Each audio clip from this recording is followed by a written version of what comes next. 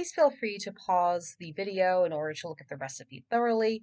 But this is a very great recipe. I really enjoyed it. And the optional to taste, which is pepper and 2 teaspoons beef bouillon base paste, is because I wanted a little bit more flavor to the broth. At least that's how I felt when I was in the final stages of cooking the soup. And I added that a little bit just to give it the taste to my liking, but it's all up to you at the end. What you'll do is that you'll get a cast iron Dutch oven pot.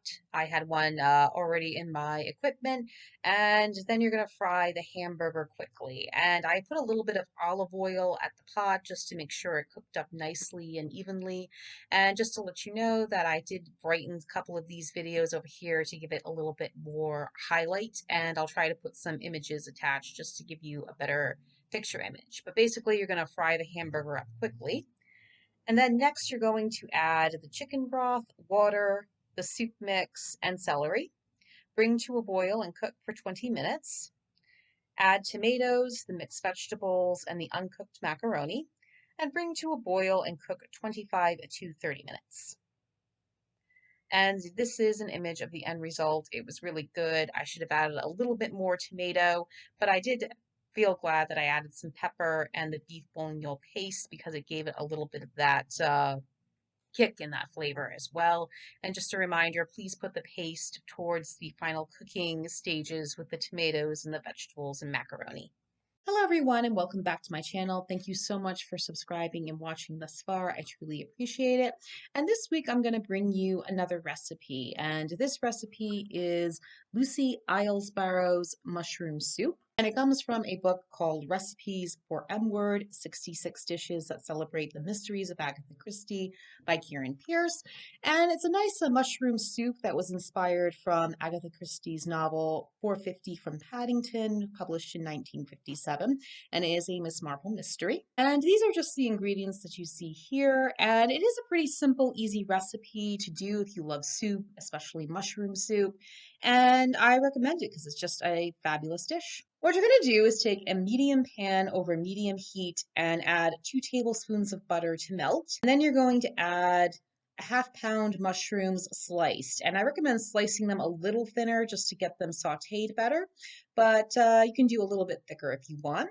And then you're going to add a little bit of salt and pepper along with some lemon juice to taste, and then saute it for 4 to 5 minutes. Next, you'll add 1 cup of chicken broth and stir, then simmer over medium-low heat for 10 minutes. And while that's simmering, you're going to make a nice little creamy dish.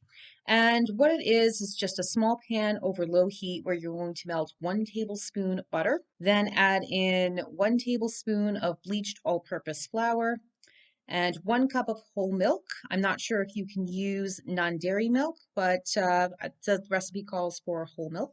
And then it's going to thicken a little bit, and you're just going to keep whisking in order to have it thicken. I added a little bit more flour just to get it a little thicker quicker. Once that's nice and thick, you're going to remove it from the heat. When the chicken broth and mushroom mixture is nicely simmered for about 10 minutes, you're then going to add in the milk and flour mixture. And then you're just going to stir it a little bit, and as it begins to thicken, you're just going to cook it for about 10 more minutes, stirring regularly until it gets completely thick. Then once it's finished, you're going to divide the soup in a bowl. And it's supposed to be making 2 servings, but I decided to use it just for myself. And you can add a little lemon zest for garnish. And I would not recommend this because I myself just didn't like the lemon zest for garnish. But I do think it does add a little bit of something if you're interested in lemon zest and want a bit more of that bitter tang taste. Now we'll give it a try. Editor here, I just wanted to let you know that I had a background copyright problem in the video, so I just had to mute it, but I now very good because it was a very delicious recipe. And I will say this was a very good recipe. I liked it a lot. You can hardly taste any of the lemon juice unless you add lemon zest. And I have thought about adding more rosemary to it the next time I use it because I think with cooking you can do different things.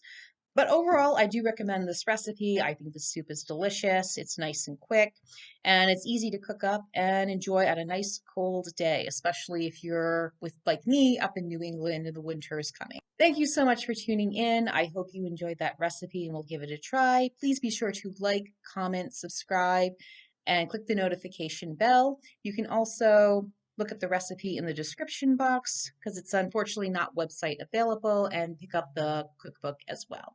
Thank you so much again for tuning in, and I'll see you next time. Bye.